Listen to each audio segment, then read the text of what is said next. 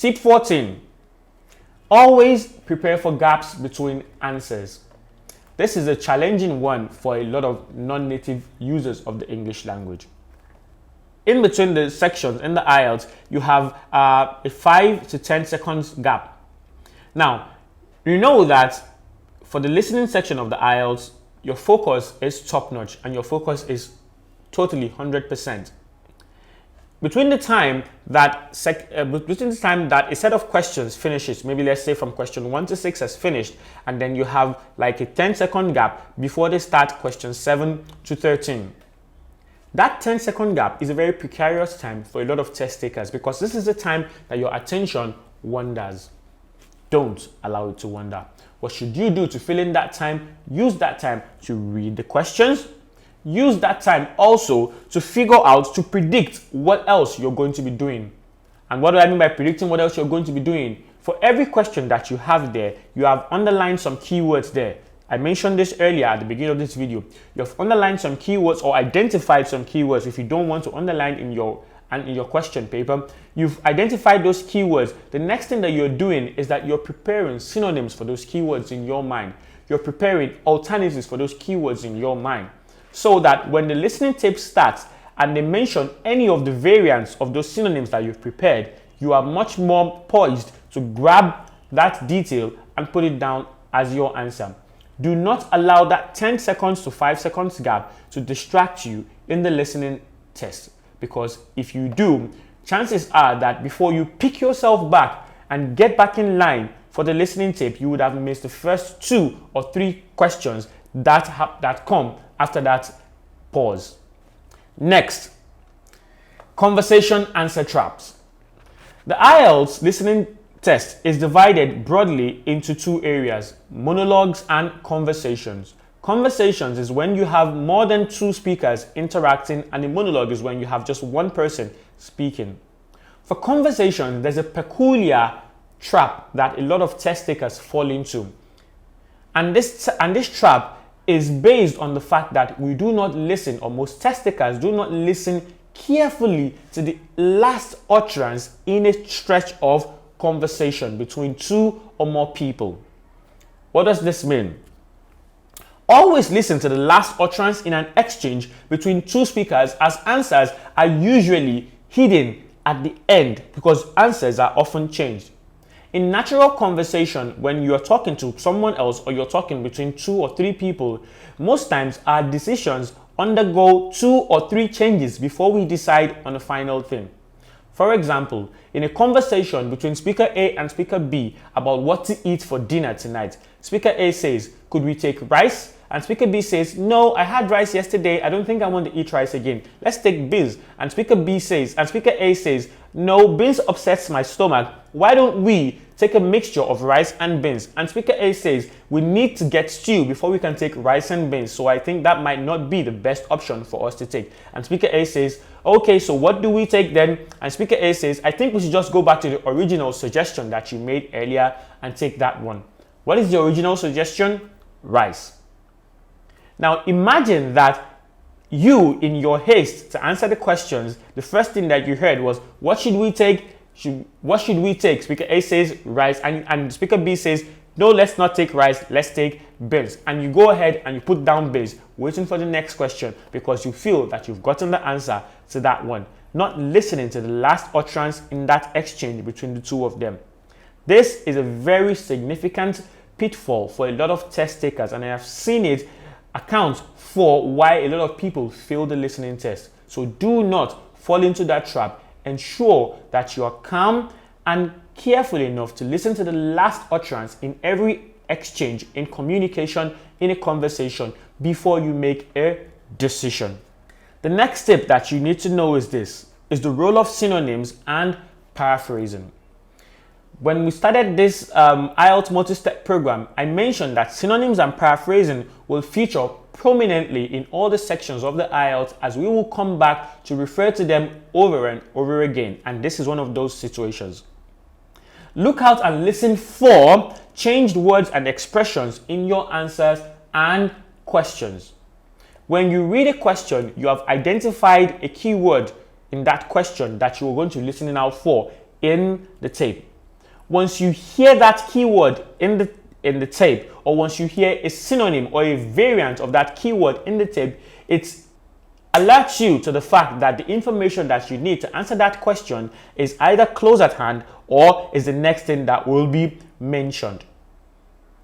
The challenge for a lot of test takers who have gotten the hang of identifying keywords and listening out for the keywords is that they usually think that the keyword that they identified will be the exact thing that they would hear in the tape or that they would read in the passage. That's for the reading section of the IELTS.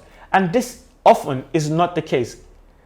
8 out of 10 times you will have the keyword changed or a variant of it used, that is a synonym used, or the whole sentence or utterance is paraphrased.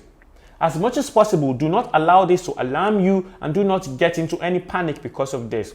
Your knowledge of synonyms is an indication of your language competence, and it allows you to communicate effectively, which is why it plays such a prominent role in the IELTS. When we get to the practical section of this program, where we will be answering questions and dealing with different question types, we will illustrate how the use of synonyms can help you succeed exceedingly in the listening part of the IELTS. The next step, or the next tip, is to listen for plurals. Plurals are a very dicey and tricky aspect of grammar for most non-native speakers. A native speaker of the language might mention a particular plural of a word without the S being stressed. And this is where the challenge comes in for a lot of non-native test takers. They do not hear the S or the IES that indicates plurality for most words. What they do here will just be the singular version of the word, and they put that down, whereas the answer is a plural. For example, how many ways can we get to, how many methods do we have of getting to heaven? And the answer is there are 7 steps. And what you heard is there are 7 steps. And you go ahead and you write step instead of steps. Your answer is wrong. Now, while this is not a question, or it's just a hypothetical situation that I'm using to illustrate why plurals are important in the IELTS, it is something that you will encounter during your practice, and I'm very sure that you will practice before you go for the test, because if you do not, you're setting yourself up for failure. Listening for number, which is plurals in speaking, is one of the greatest challenges non-native users of the English language have. Remember that if you write a word without the S, it makes the spelling wrong and your answer wrong too.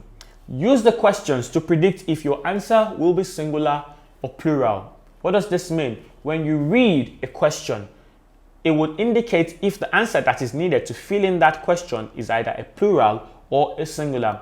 Most times, if this question is in a sentence, or if you're just putting a word to complete a sentence, this is one of the easiest ways to decipher if you're needing a plural or a singular word to fill in the right answer. As much as possible, this is one part that you want to take note of so that you do not end up writing the correct answer in the wrong format. Another important tip that I have mentioned earlier when we were discussing the introduction to the IELTS multi-step program is guessing is highly recommended. For the 40 questions that you will be facing in the listening section of the IELTS, chances are that you might not hear the answer for 2 to 3 of them, depending on how competent you are. You cannot leave those 3 questions unanswered because each question carries just 1 mark in the IELTS, and leaving those 3 questions unanswered ensures that you're getting 37 or below. So, what do? Guess. People tell me that how can I guess for something that I did not hear? And I tell them, if you read the questions, if you're following the flow of the conversation, of the questions, of the information provided in the IELTS, you should be able to predict, or you should be able to guess which answer will be appropriate for a particular gap that you have left in your questions. This is something that you can only do when you practice and practice and practice more. This is when this becomes an easy strategy for you to deploy. Without practicing, it is very difficult for you. Another reason why people find guessing very difficult is because they do not trust the power of their mind or their subconscious. When you're listening to the listening tape in the IELTS, all the things that you're listening to sinks into your mind, into your subconscious. When you need any information, your mind goes deep down and plumbs itself and recalls that information. Most times, we need to trust that our subconscious has gathered all the words that we need, all the information that we need to answer the questions in the listening part of the IELTS. For example, you're answering questions 1 to 10 and you skip number 10 and you're getting to number 12. And then when you get to number 13, they mention something that confirms what you thought you heard for number 10. Do not disregard this. Go back there and put down the answer that your mind has propped up for you. Chances are that you are usually wrong, or you're usually right, sorry.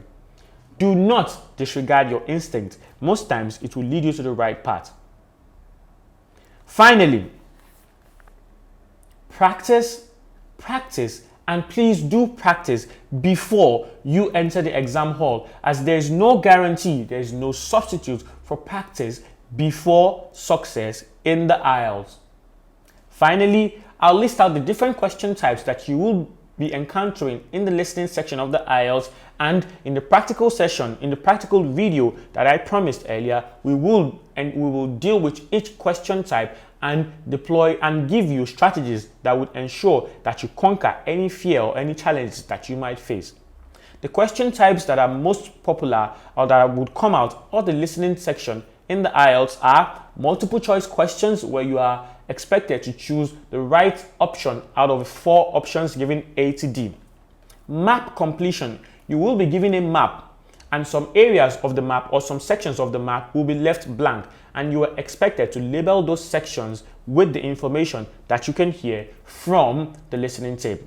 Diagram completion is also a variant of this. In these 2 areas, that is map and diagram completion, you are dealing with visual data, you are dealing with visual information, but using what you can hear to complete visual information.